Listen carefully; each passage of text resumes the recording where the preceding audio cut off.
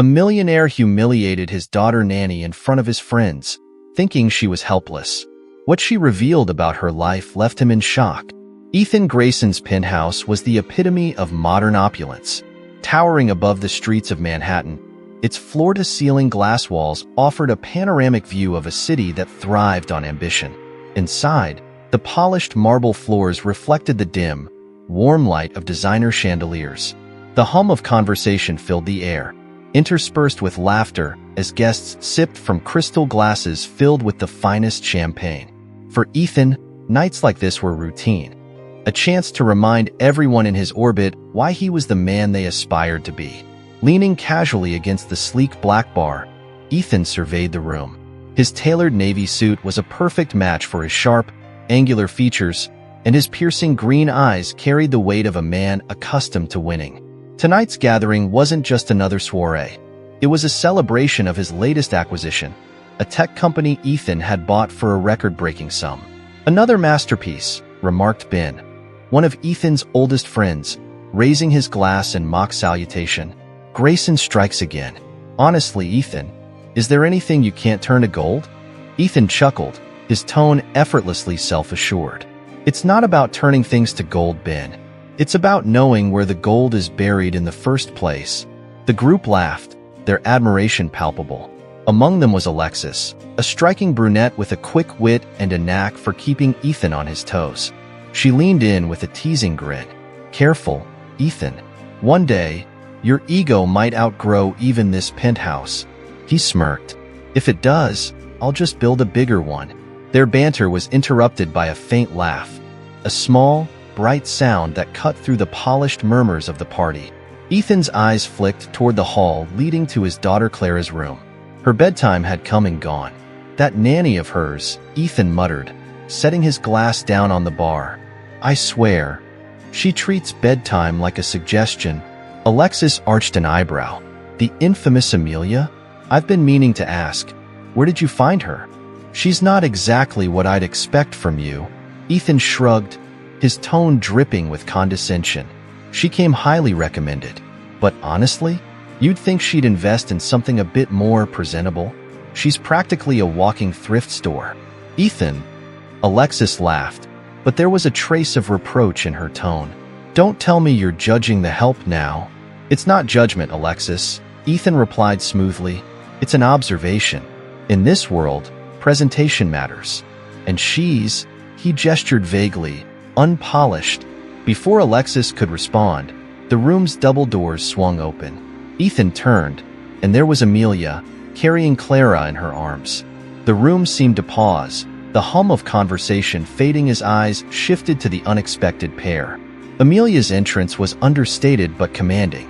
Dressed in a simple cardigan and a worn blue skirt, she was a stark contrast to the shimmering gowns and sharp suits surrounding her. Yet, she moved with an ease that suggested she was wholly unbothered by the opulence around her. Clara, her small arms looped around Amelia's neck, rested her head on the nanny's shoulder, her eyelids heavy with sleep. "Daddy," Clara mumbled, her voice soft but bright. "I wanted to say goodnight." Ethan's expression softened slightly as he stepped forward.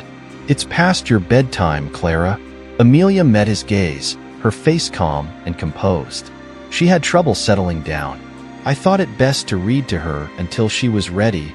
There was no hint of apology in her voice, only a quiet certainty. Ethan's jaw tightened. He wasn't used to being contradicted, especially not by staff. "I'm sure she did," he replied, his tone clipped. "But bedtime routines exist for a reason." Amelia adjusted Clara slightly, her hold steady. "She's asleep now," she said evenly. "I'll take her to bed." Ethan's eyes flicked over her, his annoyance bubbling just beneath the surface. Something about her unshakable demeanor irritated him. Most people in his employ bent, even if subtly, to his authority. Amelia, however, stood firm, not with defiance, but with a quiet strength that he found both perplexing and aggravating. As she turned to leave, he couldn't resist a parting shot. "Perhaps tomorrow, we can arrange for you to pick up something more fitting for your position. It's time you looked the part." The room stilled. A few guests exchanged glances, unsure whether to laugh. Alexis smirked, clearly relishing the unfolding tension. Amelia paused, her back still to him. For a moment, Ethan thought she might ignore the remark. But then she turned, her eyes locking on his with a steady gaze. "Clara seems to think I'm just fine as I am," she said, her voice calm but resolute. "And she's the only Grayson whose opinion I care about." The air seemed to shift, a ripple of shock moving through the crowd. Alexis stifled a laugh, her eyes dancing with amusement. Ethan's smirk faltered, the sting of her words sinking in faster than he cared to admit. Before he could respond, Amelia turned and disappeared down the hallway, carrying Clara with the same unhurried confidence she had arrived with.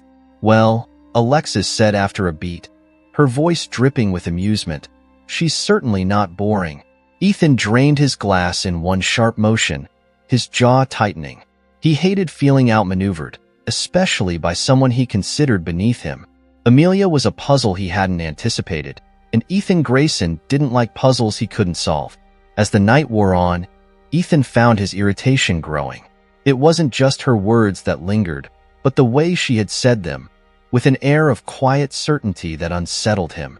Who was this woman who didn't flinch under his gaze, didn't bow to his authority? "Ethan?" Alexis's voice pulled him back to the present. She was watching him with a knowing smile. "Don't tell me she's gotten under your skin." "Hardly," he replied, forcing a smirk. But as he turned back to the glittering skyline, a single thought tugged at the edge of his mind. There was more to Amelia than met the eye, and Ethan intended to find out exactly what that was. Before we dive deeper into the story, take a moment to think. What would you do if you were in Ethan's shoes? Would you have handled the situation with Amelia differently? Share your thoughts in the comments below. And if you're enjoying the story so far, don't forget to like this video and subscribe to the channel for more intriguing narratives. Let's get back to the drama. The sound of hurried footsteps echoed in the quiet hallways of the Grayson penthouse as Ethan paced near the living room windows. The morning light poured through the expansive glass panels, bathing the room in a golden glow. Ethan's phone was pressed to his ear, his tone sharp as he barked instructions at one of his managers. "No, I don't want projections.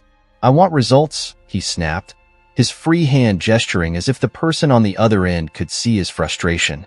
"If this deal doesn't close by Friday, don't bother coming into the office on Monday. Understand?" Ethan ended the call with a sharp tap of his finger and let out a frustrated sigh. He was used to the world bending to his will, and moments of inefficiency grated on him like sandpaper. As he turned away from the window, his eyes caught a glimpse of Amelia walking through the room, a tray of breakfast items balanced in her hands. She moved with a quiet efficiency, her steps steady and purposeful. Clara trailed behind her, her small feet patting softly on the floor. Ethan frowned slightly, watching the interaction between them. His daughter, usually shy and reserved around new people, seemed completely at ease with Amelia. "Good morning, Mr. Grayson," Amelia said as she approached the dining table, her voice calm and unassuming. She placed the tray down with practiced care, her posture straight but unpretentious. Ethan didn't respond immediately, his eyes narrowing slightly as he observed her. She wasn't like the other nannies he'd hired before, women who spoke in hushed tones and practically melted under his sharp gaze. Amelia had a steadiness about her that felt unusual. "Morning," he replied curtly, moving toward the table.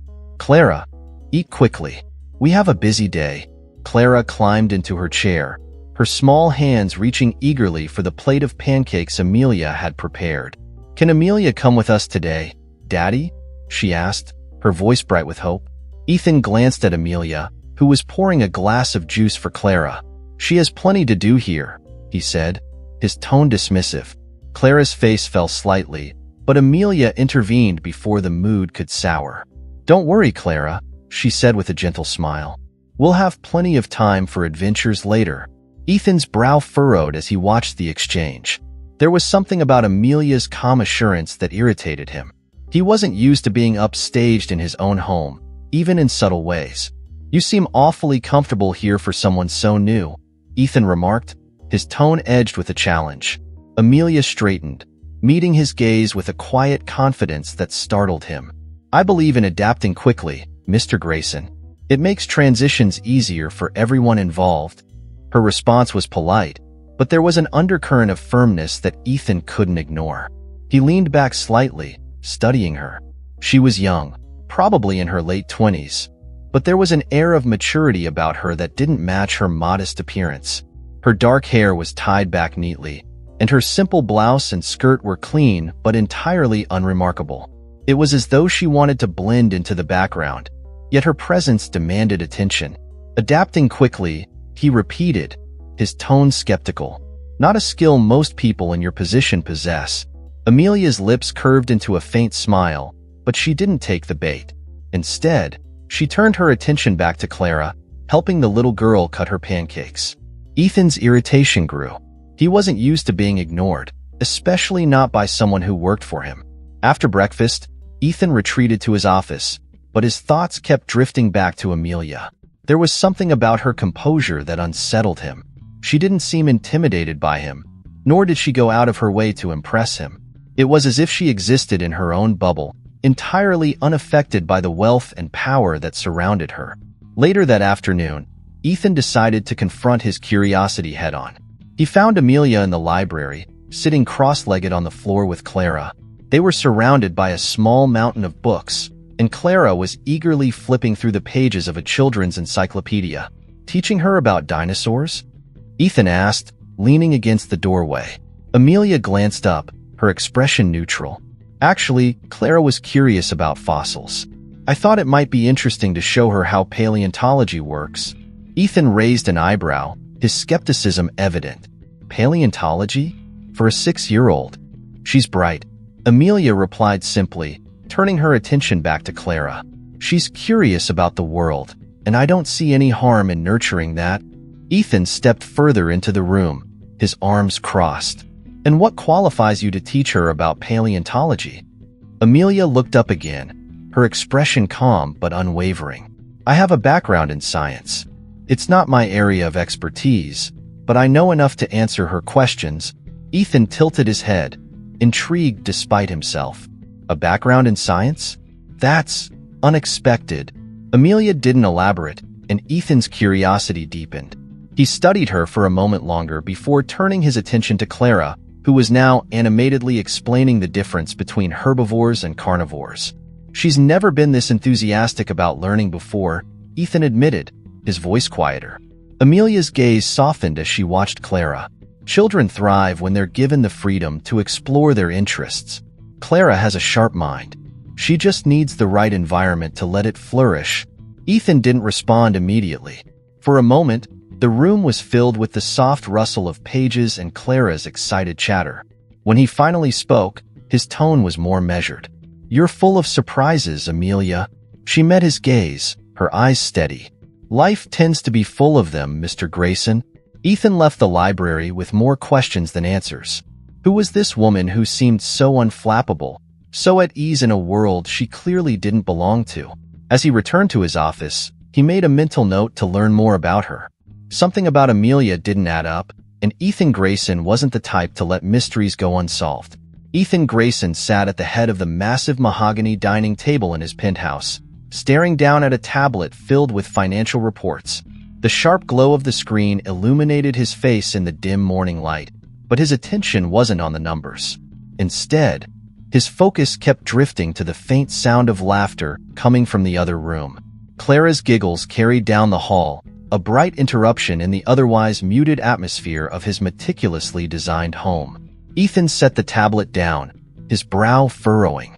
He could hear Amelia's voice, steady and melodic, as she spoke to Clara about something. The occasional outburst of Clara's laughter suggested it wasn't just idle conversation. Amelia had a way of drawing Clara in, making even the mundane seem magical. Curiosity gnawed Ethan. He had hired Amelia based on sterling recommendations and a clean, if unremarkable, resume. Yet, the more he observed her, the less she fit into the tidy box he'd created for her in his mind.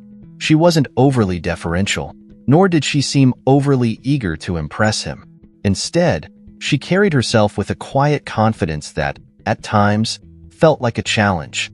He stood and walked toward the sound of voices, pausing just outside the library door. The scene inside was almost jarring in its simplicity. Clara sat cross-legged on the floor, a workbook open in front of her, while Amelia knelt beside her, guiding her through a math problem. "Okay, so imagine you have 10 apples," Amelia said, her tone playful but patient. "A dragon comes along and eats 4 of them. How many do you have left?" Clara giggled. "Dragons don't eat apples, Amelia." "This one does," Amelia replied with a grin. "Now, what's the answer?" 6, Clara shouted, clapping her hands. "Exactly," Amelia said, ruffling Clara's hair affectionately. Ethan stepped into the room, his footsteps echoing on the marble floor. Both heads turned toward him, but only Clara greeted him with unrestrained enthusiasm. "Daddy, Amelia's teaching me about dragons and apples," Clara exclaimed, holding up her workbook. Ethan raised an eyebrow, his gaze shifting from Clara to Amelia. "Dragons and apples?" he repeated, his tone skeptical. Amelia straightened, brushing a stray lock of hair from her face. "It's a creative way to teach subtraction," she explained calmly. "Clara responds well to stories." Ethan folded his arms, studying her. "I suppose that's unconventional.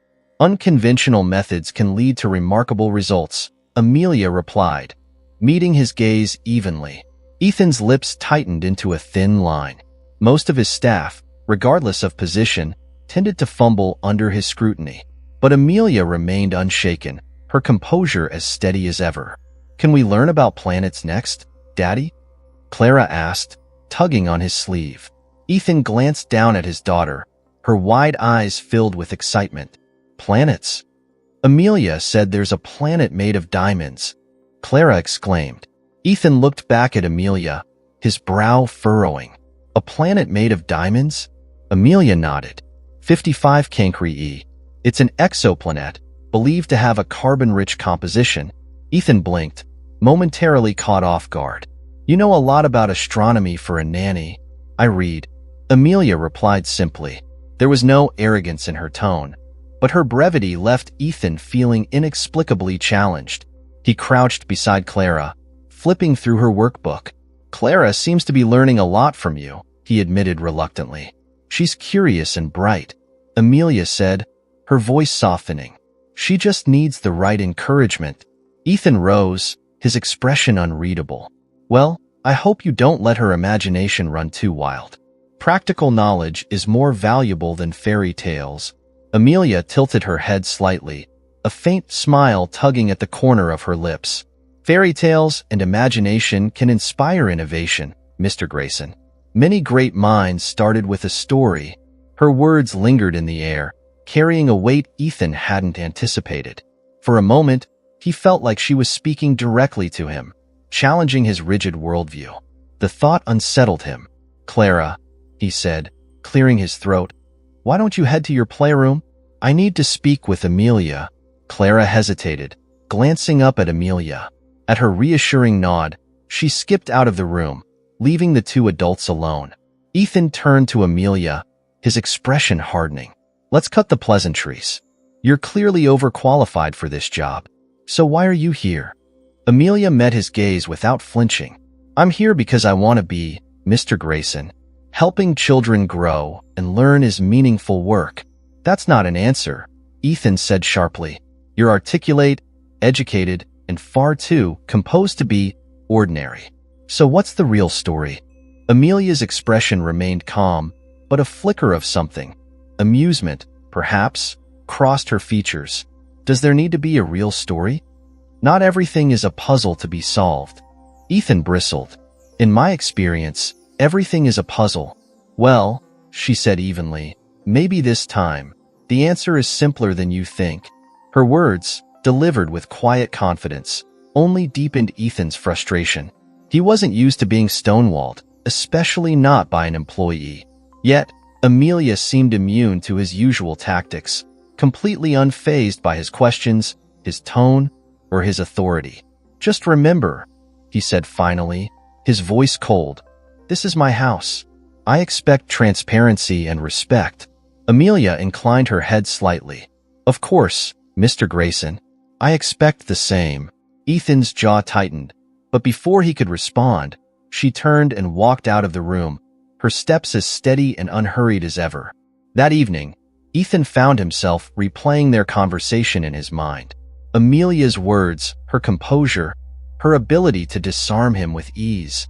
It was all maddeningly perplexing. For a man who thrived on control and clarity, she was an enigma he couldn't ignore. As he stood by the window, watching the city lights flicker like distant stars, a thought crept into his mind. Who exactly was Amelia? And what was she hiding behind that unshakable calm? The Grayson estate was a flurry of activity, its vast halls echoing with the sound of hurried footsteps and the clatter of silver trays. The annual charity gala Ethan hosted was one of the most anticipated events in Manhattan's social calendar, a glittering display of wealth and influence where business tycoons and socialites mingled under the guise of philanthropy. Ethan thrived in such environments, where deals were sealed with a handshake over champagne and power was measured by the weight of one's donations. As he adjusted his cufflinks in front of the mirror, Ethan caught sight of Clara in her bedroom down the hall. She was perched on her bed, fidgeting as Amelia tied the sash of her ivory dress. His daughter's laughter, high and uninhibited, drifted into the room and broke through the hum of his thoughts. "Clara," Ethan called, his voice carrying over the bustle of preparation. "Are you ready?" Amelia stepped into the hallway first, Clara trailing behind her, her small hands clutching the folds of her skirt. Clara looked radiant, but Ethan's eyes were drawn to Amelia. Dressed in a simple, black evening gown with minimal jewelry, she carried herself with the same calm composure that had intrigued and irritated him in equal measure. The dress, though modest, highlighted her elegance, a stark contrast to her usual understated attire. "Why is she dressed like that?" Ethan's voice was low, directed at Amelia, but Clara answered before her nanny could. "I asked her to come," Clara said brightly, stepping forward. "I want her to see the party." Ethan turned to Amelia, his brow furrowing. "And you agreed?" Amelia met his gaze evenly. Clara insisted, and I didn't see the harm. Ethan's lips tightened. "This isn't a playground. It's a formal event." "Noted," Amelia replied smoothly, her voice devoid of apology. Clara tugged on Ethan's sleeve, her wide eyes pleading. "Please, Daddy. I want Amelia to come." His jaw tightened, but he relented with a sigh. "Fine. Just stay in the background." Amelia inclined her head, her expression unreadable. "Of course, Mr. Grayson." The grand ballroom of the Grayson estate sparkled under the light of 1,000 crystals. Guests mingled in clusters, their conversations punctuated by bursts of laughter and the faint clinking of glasses. Ethan moved through the crowd with practiced ease, shaking hands and exchanging pleasantries. But his focus kept drifting to the edges of the room where Amelia stood, watching over Clara. She was speaking with Clara, pointing out the intricate ice sculpture at the center of the room, when Alexis appeared at Ethan's side, her champagne flute held delicately between her fingers. "Is that Amelia?" Alexis asked, a note of amusement in her voice. Ethan followed her gaze and nodded curtly. Clara insisted. Alexis smirked. "She cleans up nicely. Almost makes you wonder why she spends her days chasing after kids instead of, well, being here." Ethan's eyes narrowed. "What are you implying?" "Nothing," Alexis replied, her tone light. "She just doesn't seem the type to blend into the background." Before Ethan could respond, the soft chime of a spoon against glass drew the room's attention. A guest had taken the stage to announce the evening's schedule. Ethan seized the moment to step away, but his path crossed with Amelia's as she guided Clara toward the dessert table. "Is everything all right?" she asked, her tone as measured as always. "Fine," Ethan replied, though his tone was sharper than intended. He glanced down at Clara. "Don't eat too much sugar." Clara pouted but nodded, and Ethan turned away without waiting for a reply. He couldn't quite place the tension building in his chest. Amelia's presence, usually easy to ignore, was starting to feel like a persistent question he couldn't answer. As the evening wore on, Ethan found himself seated at a table near the center of the room, surrounded by his closest associates. The conversation ebbed and flowed, but his attention was drawn to the periphery of the event, where Amelia stood with Clara. She was speaking with one of the servers, her expression calm and attentive. "Ethan," one of his associates said, pulling him back to the present. "Who's the woman with your daughter? A new hire?" Ethan's jaw tightened. "Her nanny." "She's not what I expected," the man continued, his tone curious. "She seems remarkably composed for her position." "She's competent," Ethan replied shortly, unwilling to engage further. The conversation shifted, but Ethan's mind remained on Amelia. Her presence at the gala, though inconspicuous, seemed to cast a shadow over his evening. She was a reminder of the puzzle he hadn't yet solved, a question that grew louder with every passing day. Near the end of the evening, Ethan found Amelia standing near the balcony, a glass of water in hand. Clara had fallen asleep in one of the upstairs rooms, leaving Amelia free to observe the event from a distance. Ethan approached her, his steps deliberate, and stopped a few feet away. "Enjoying yourself?" he asked, his tone neutral. Amelia turned to face him, her expression calm. "It's been enlightening." "Enlightening?" Ethan repeated, raising an eyebrow. "Seeing the world you live in," she replied. "The people you surround yourself with." Ethan frowned. "And what's your assessment?" Amelia took a sip of water before answering. "It's impressive, but it's also hollow." Her words landed like a quiet blow. Ethan's frown deepened. "Hollow?" Amelia met his gaze, her eyes steady. "You have all of this," she said, gesturing to the glittering ballroom behind them. "But I wonder if you ever stop to ask yourself what it's all for." Ethan's chest tightened, though he masked the feeling with a smirk. "You've known me for, what, a few weeks? And now you're analyzing my life?" "It's not an analysis," Amelia replied. "Just an observation." The silence between them stretched, heavy and unyielding. Finally, Ethan broke it with a sharp exhale. "You're very good at making people uncomfortable. Only the ones who need it," Amelia said softly. Ethan's gaze lingered on her for a moment longer before he turned and walked away, the tension in his chest refusing to dissipate. As the gala came to an end, Ethan found himself alone in his study, staring out at the Manhattan skyline. Amelia's words echoed in his mind, an uninvited guest in the solitude he usually cherished.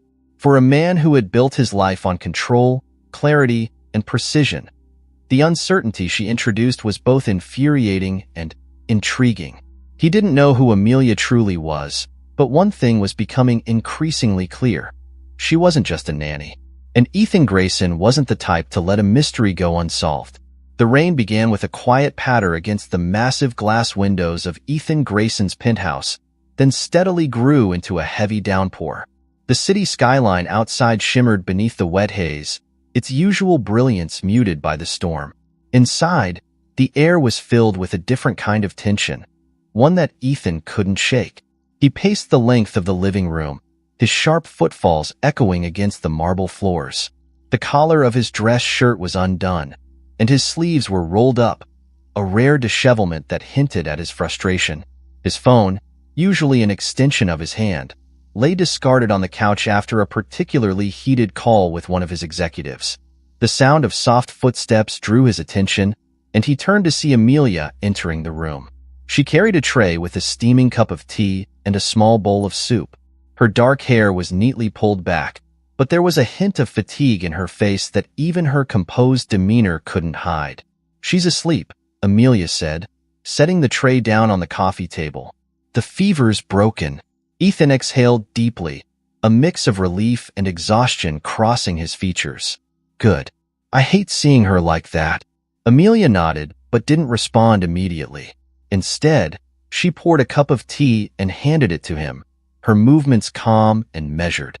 Ethan took it without a word, his gaze lingering on her for a moment longer than necessary. "You stayed with her all night," he said finally, breaking the silence. Amelia sat down in the armchair across from him, her back straight but her posture relaxed. She needed someone.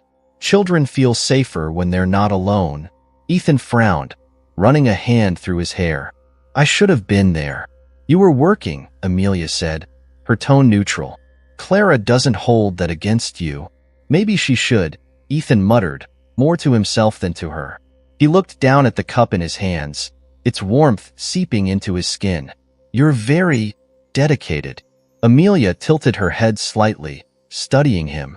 "Isn't that what you expect?" Ethan let out a dry chuckle, shaking his head. "Most people I hire are dedicated to the paycheck, not the work." "Well," Amelia replied, her voice steady, "Clara isn't just work to me." Her words lingered in the air, quiet but pointed. Ethan leaned back in his chair, his green eyes narrowing slightly as he regarded her. "Why?" he asked, his tone sharper than he intended. "Why do you care so much? You're a nanny, not..." "Not what?" Amelia interrupted, her voice calm but firm.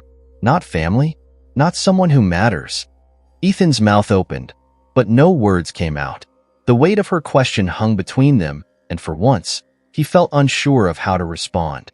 Amelia's gaze didn't waver, and Ethan was struck again by the quiet strength that seemed to define her. "I didn't mean it like that," he said finally, his voice quieter. I don't understand you." Amelia's expression softened, though her composure remained intact. "There's nothing to understand, Mr. Grayson. I care about Clara because she's a remarkable child who deserves to feel safe and valued."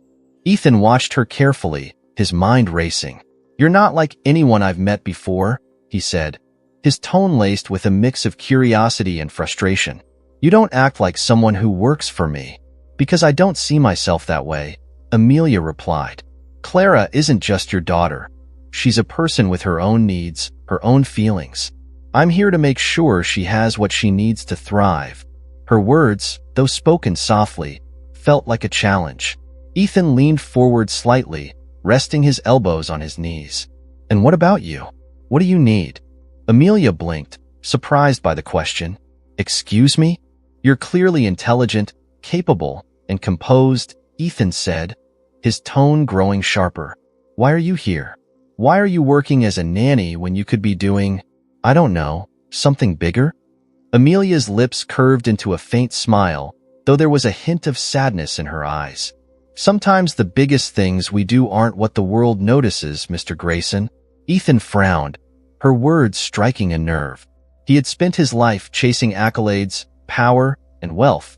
Yet here was someone who seemed content to exist quietly, making an impact that no one else would see. The idea unsettled him more than he cared to admit. Before he could respond, a faint cry echoed from upstairs. Amelia rose immediately, her movements fluid and purposeful. "Excuse me," she said, already heading toward the stairs. "Clara needs me." Ethan watched her go, the tension in his chest refusing to dissipate. He had spent years building a world where everything was neat, predictable, and within his control. Amelia was none of those things. She was a question he couldn't answer, a puzzle he couldn't solve, and it irritated him to no end. Later that night, Ethan stood by the massive windows in his study, a glass of scotch in hand. The rain had eased into a soft drizzle, and the city below sparkled faintly under the muted glow of streetlights. He stared out at the view, his mind replaying the conversation with Amelia. Her words had a way of sticking, planting themselves in his thoughts like seeds that refused to be ignored. "Sometimes the biggest things we do aren't what the world notices." He swirled the liquid in his glass, the faint clink of ice against crystal the only sound in the room. Ethan had always defined success by the visible: wealth, power, dominance. Yet, as he thought about Clara and the way she seemed to come alive under Amelia's care, he couldn't help but wonder if he had been missing something all along. A soft knock on the door pulled him from his thoughts. He turned to see Amelia standing in the doorway, her expression calm but tired. "Clara's settled," she said. "She's sleeping soundly." "Thank you," Ethan said, surprising himself with the sincerity in his voice. Amelia nodded but didn't move. For a moment, they simply looked at each other, the silence between them heavy but not uncomfortable. "Good night, Mr. Grayson," Amelia said finally, her voice soft. "Good night," Ethan replied, watching as she disappeared down the hall. When the door clicked shut, Ethan turned back to the window, his reflection faint against the darkened glass. For the first time in a long while, he felt the weight of his own questions pressing down on him. Who was Amelia, really? And why did it feel like she was changing everything he thought he knew? The morning sunlight filtered through the towering windows of Ethan Grayson's office, casting long shadows across the polished mahogany desk. The room, a reflection of Ethan's meticulous nature, was immaculate, with sleek furniture and carefully arranged artifacts signaling his success. Yet, for all its perfection, Ethan's thoughts were anything but orderly. He sat at his desk, staring at the folder in front of him. It was a slim, unassuming thing, brown cardboard with a crisp white label bearing a single word, Amelia. Ethan hesitated, his fingers brushing the edge of the folder. He had ordered the background check a week ago, his curiosity about Amelia finally overriding any hesitation. Something about her didn't add up, and Ethan was not the type of man to let a mystery linger. Yet now, as he stared at the folder, he felt a flicker of unease. What if he uncovered something he wasn't prepared to face? Shaking off the thought, Ethan flipped the folder open. The first page contained the basics: her name, date of birth, and employment history. Everything seemed normal, too normal. It was as if her life had been deliberately scrubbed of anything noteworthy. But as he turned the pages, a name caught his attention: Richmond Technologies. Ethan frowned, leaning closer. Richmond Technologies was a company he knew well, one he had acquired years ago during a particularly ruthless takeover. The deal had been a highlight of his career, a masterclass in corporate strategy. But why was that name connected to Amelia? He flipped to the next page and felt his chest tighten. There, in stark black and white, was a detail he couldn't ignore: Amelia Richmond, former CEO. Ethan stared at the page, the pieces of the puzzle beginning to shift into place. She wasn't just a nanny. She had been a successful entrepreneur, leading a company with millions in revenue. And now, she was working for him, quietly blending into the background of his life. It didn't make sense. The sound of Clara's laughter pulled Ethan from his thoughts. He looked up to see her running through the hallway, her voice bright and carefree as Amelia followed close behind. For a moment, Ethan simply watched, his mind racing. "Amelia," he called, his voice sharper than he intended. She paused, her expression calm as always. "Yes, Mr. Grayson? Can I speak with you?" "Privately." Amelia nodded, instructing Clara to continue her game in the library before following Ethan into his office. She stepped inside, her posture relaxed but alert, and waited for him to speak. Ethan gestured toward the chair across from his desk. "Have a seat." Amelia complied, her gaze steady. "Is something wrong?" Ethan leaned forward, his elbows resting on the desk. "I've been looking into your background." Her expression didn't change, but there was a subtle shift in her posture, an almost imperceptible straightening of her back. "Have you?"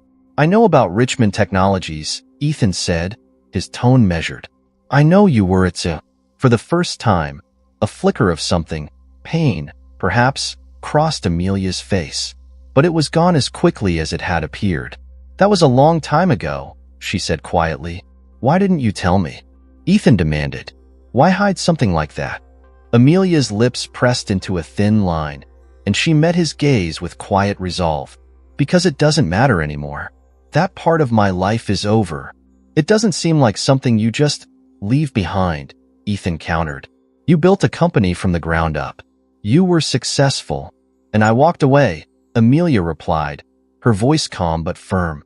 "I had my reasons." Ethan leaned back in his chair, frustration bubbling beneath the surface. "This doesn't make sense. People like you don't just disappear. Why are you here, Amelia? Why work as a nanny?" Amelia hesitated, her hands clasped in her lap. For a moment, Ethan thought she wouldn't answer. But then she looked at him, her expression softening. "Because I needed to start over. After the takeover, everything I had built, everything I cared about, was gone. Staying in that world wasn't an option anymore." Her words landed like a blow, and Ethan felt a pang of guilt he hadn't expected. He remembered the Richmond deal well, the strategic maneuvers, the calculated risks, and the lives that had been disrupted in the process. At the time, it had been nothing more than another victory. Now, sitting across from Amelia, he saw the human cost. "I didn't know," Ethan said quietly, though the words felt hollow. "Of course you didn't," Amelia replied, her tone devoid of malice. "You didn't care to know. To you, It was just a business deal. Her words stung, but Ethan didn't argue. She was right.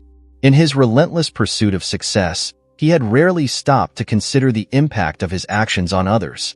"I'm sorry," he said finally, the words foreign on his tongue. Amelia studied him for a long moment, her expression unreadable. "I'm not here for an apology, Mr. Grayson. I'm here because Clara needed someone. That's all that matters now." Ethan nodded, though he couldn't shake the weight of her words. For the first time in years, he felt the cracks in the foundation of his carefully constructed world. Later that evening, Ethan stood in the dimly lit kitchen, nursing a glass of scotch as he replayed the conversation in his mind. Amelia's revelation had unsettled him in ways he hadn't expected. She had been a part of the very world he dominated, yet she had walked away, choosing a life of quiet simplicity over power and wealth. It was a choice Ethan couldn't comprehend, and one he couldn't stop thinking about.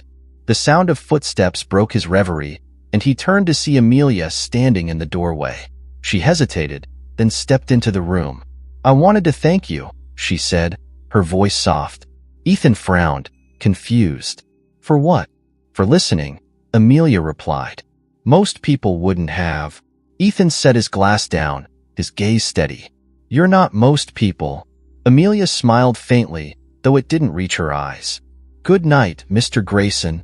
"Good night," Ethan replied, watching as she disappeared down the hall. When the room fell silent again, Ethan leaned against the counter, the weight of the day pressing heavily on his shoulders. Amelia wasn't just a mystery. She was a mirror, forcing him to confront the parts of himself he had long ignored. And for the first time in years, Ethan Grayson wasn't sure he liked what he saw. The air in the Grayson penthouse was heavy with tension, a silence stretching between Ethan and Amelia that neither seemed willing to break. Ethan stood by the window, his silhouette stark against the backdrop of the city's glittering skyline. His usual confidence was absent, replaced by an unease he couldn't shake. Amelia sat across the room, her posture calm but her expression distant.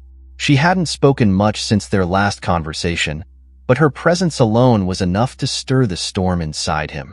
He turned from the window, his green eyes locking onto her. "I need to know something," he said, his voice breaking the silence. "When you agreed to work here, was it because of what happened with Richmond Technologies?" Amelia's gaze flickered, but she didn't look away. "What difference does it make?" "It makes a difference to me," Ethan replied, his tone sharper than he intended. "I need to understand why you're here, why you stayed." Amelia took a deep breath, her hands clasped tightly in her lap. "I stayed because of Clara," she said quietly. "She deserved better than the chaos surrounding her. I wasn't here for revenge, if that's what you're asking." Ethan frowned, his chest tightening. "But you knew. You knew it was me." "Yes," Amelia admitted, her voice steady. "I knew." The simplicity of her response was like a punch to the gut. Ethan had built his career on control, on knowing every angle, yet he had been blind to the impact of his actions on someone sitting right under his roof. He sank into the chair across from her, his elbows resting on his knees. "You should hate me," he said, his voice barely above a whisper. Amelia's lips pressed into a thin line. "I did," she admitted, "for a long time. But hatred is exhausting, and it doesn't change anything." Her words hung in the air, their quiet weight heavier than any argument could have been. Ethan stared at her, searching for something. Anger, resentment, anything that mirrored the guilt he felt. But Amelia's expression was unreadable, a mask of composure he couldn't crack. "I don't know how to fix this," he said finally, the admission raw and uncharacteristic. Amelia studied him for a long moment before speaking. "Maybe it's not about fixing the past. Maybe it's about what you do next." The days that followed were a strange mix of tension and change. Ethan found himself reflecting on Amelia's words, the guilt gnawing at him as he reevaluated decisions he had once considered victories. The Richmond Technologies deal was just one of many acquisitions in his career, yet its consequences felt sharper now, more personal. He began to notice things he hadn't before. The way Clara lit up when Amelia was around, the quiet strength Amelia carried, even the small ways she had woven herself into their lives. For the first time in years, Ethan felt a flicker of something he couldn't quite name, a desire to be better. One evening, as Clara slept and the penthouse fell into its usual nighttime quiet, Ethan approached Amelia in the kitchen. She was washing dishes, her sleeves rolled up, and her hair tied back in a loose ponytail. The scene was almost domestic, a stark contrast to the chaos that usually defined his world. "Can we talk?" Ethan asked, his voice softer than usual. Amelia glanced at him, her expression neutral. "What is it?" Ethan hesitated, running a hand through his hair. "I've been thinking about what you said, about making a difference." Amelia set the dish she was holding onto the drying rack and turned to face him. And I want to do something," he said, his tone earnest. "I don't know what yet, but I can't keep living like this, acting like none of it matters." Amelia studied him, her gaze searching. "What brought this on?" Ethan shrugged, a faint smile tugging at his lips. "Maybe I've finally met someone who doesn't let me get away with anything." For the first time, a flicker of amusement crossed Amelia's face. "That's not much of an accomplishment." "It is for me," Ethan replied, his tone lighter. "I'm not exactly known for my humility." Amelia shook her head, but her expression softened. "If you're serious about change, you'll need to start by looking at the people your decisions have hurt." "I know," Ethan said, his voice firm, "and I will. But I also want to make things right with you." Amelia raised an eyebrow. "With me?" "Yes," Ethan said. "I don't expect forgiveness. I don't deserve it. But you've done so much for Clara, for this family. I want to." Amelia held up a hand, stopping him. "Ethan," she said quietly, "this isn't about me. It's about you. If you want to change, you have to do it for the right reasons. Not because you're trying to make up for something." Her words hit home, and Ethan nodded slowly. "You're right," he said, "but I still want to try." The next morning, Ethan began taking small but meaningful steps. He reached out to former employees of Richmond Technologies, offering compensation and support to those whose lives had been disrupted by the takeover. He initiated changes within his own company, focusing on ethical practices and community engagement. And though it was just the beginning, it felt like a shift, a way to balance the scales he had so often tipped in his favor. Amelia watched these changes with quiet skepticism, her guarded nature preventing her from fully believing in his transformation. But as days turned into weeks, she began to see glimpses of sincerity in his actions. Ethan wasn't just talking, he was doing. One evening, as they sat on the balcony overlooking the city, Ethan turned to Amelia. "Thank you," he said, his voice soft but filled with conviction. "For what?" Amelia asked, her tone light. "For not giving up on me," Ethan replied. "Even when I didn't deserve it." Amelia's gaze softened, and for the first time, the wall she had built around herself seemed to lower. "I didn't stay for you, Ethan," she said, "but I'm glad you're trying." Ethan nodded, a faint smile on his lips. It wasn't forgiveness, but it was a start. And for the first time in years, he felt like he was on the right path. Not for power, not for control, but for something far more meaningful. The early morning light spilled into the penthouse, bathing the space in a soft golden hue. Ethan Grayson sat at the edge of the expansive dining table, a steaming cup of coffee in hand. The table, usually adorned with meticulously arranged centerpieces, was now scattered with papers, sketches, and plans. Ethan's meticulous nature seemed to have been traded for a newfound enthusiasm, a drive not for acquisition, but for purpose. Across the table, Clara hummed quietly as she worked on a drawing, her small hands carefully shading a picture of her family. She had drawn Ethan, herself, and Amelia, the latter standing between them with her ever-present calm expression. It was a simple, innocent depiction, but it stirred something deep in Ethan. "Daddy," Clara said, lifting her head, "are you going to be late for breakfast again?" Ethan smiled, setting his coffee down. "Not today, sweetheart. I'm all yours this morning." Clara's face lit up, and Ethan felt a pang of guilt at how rare these moments had been. He glanced toward the kitchen, where Amelia was preparing breakfast, her movements efficient but unhurried. She had become such an integral part of their lives that it was hard to imagine the household without her. After breakfast, Ethan excused himself to the study, where he had a scheduled call with a team of advisors. The focus wasn't another corporate acquisition or high-stakes negotiation, but the launch of a new initiative, one aimed at providing resources and mentorship for small businesses, particularly those left struggling after hostile takeovers like the one that had dismantled Richmond Technologies. It was a project born from the conversations with Amelia, her quiet influence reshaping the very foundation of how Ethan viewed success. The call ended after an hour, and Ethan leaned back in his chair, his gaze drifting to the window. The city stretched out before him, a testament to his ambition, but it no longer filled him with the same pride. He had spent years chasing wealth and power, and while he had achieved more than most could dream of, it had come at a cost he could no longer ignore. His thoughts were interrupted by a knock at the door. "Come in," he called, straightening in his chair. Amelia stepped inside, her expression as composed as ever. "Clara wants to take a trip to the park," she said. "Do you have time?" Ethan hesitated for a moment, glancing at the stack of papers on his desk. Then, without a second thought, he stood. "Let's go." The park was alive with the sounds of laughter and chatter, the autumn air crisp but pleasant. Clara ran ahead, her laughter ringing out as she chased a butterfly. Ethan and Amelia followed at a slower pace, the atmosphere between them more relaxed than it had been in weeks.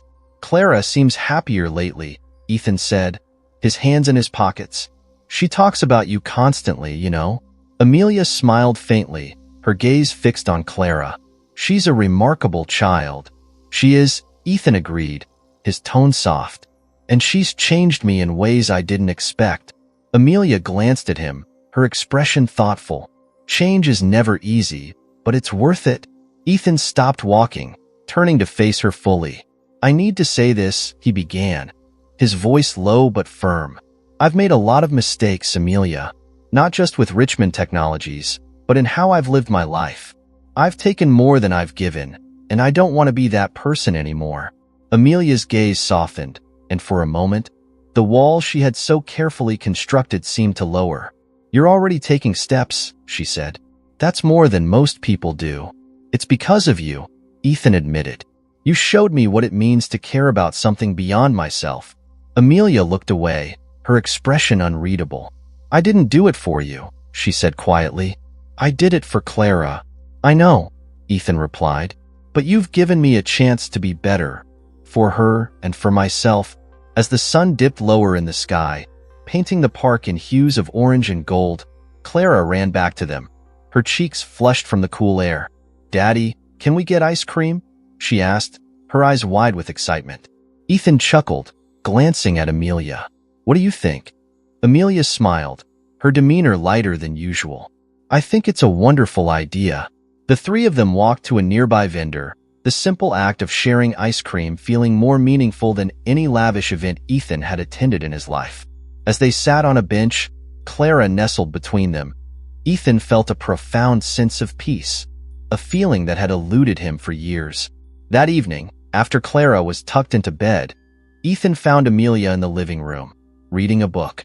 He hesitated in the doorway before stepping inside, his expression uncharacteristically vulnerable.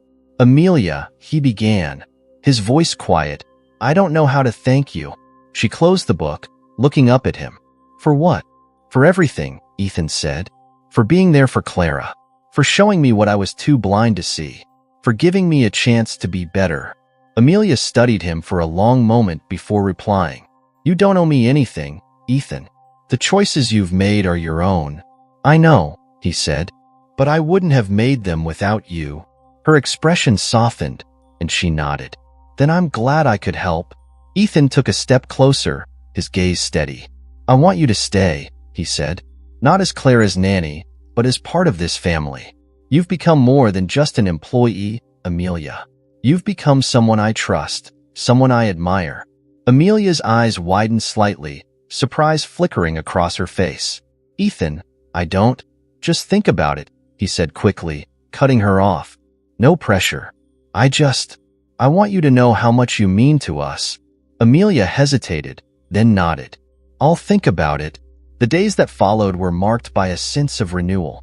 Ethan continued to implement changes in his business, prioritizing ethical practices and community engagement.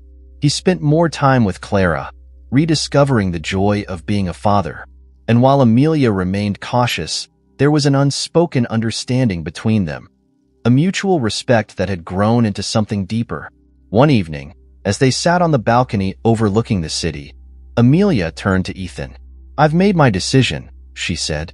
Ethan's heart raced, though he kept his expression calm. "And "I'll stay," Amelia said, a faint smile tugging at her lips. "But only if you promise to keep trying, to be the man Clara deserves." Ethan nodded, a smile spreading across his face. "I promise." As the city lights sparkled around them, Ethan felt something he hadn't in years, a sense of hope. For all his wealth and power, it was the people around him who had given his life meaning. And for the first time, Ethan Grayson truly understood what it meant to be rich.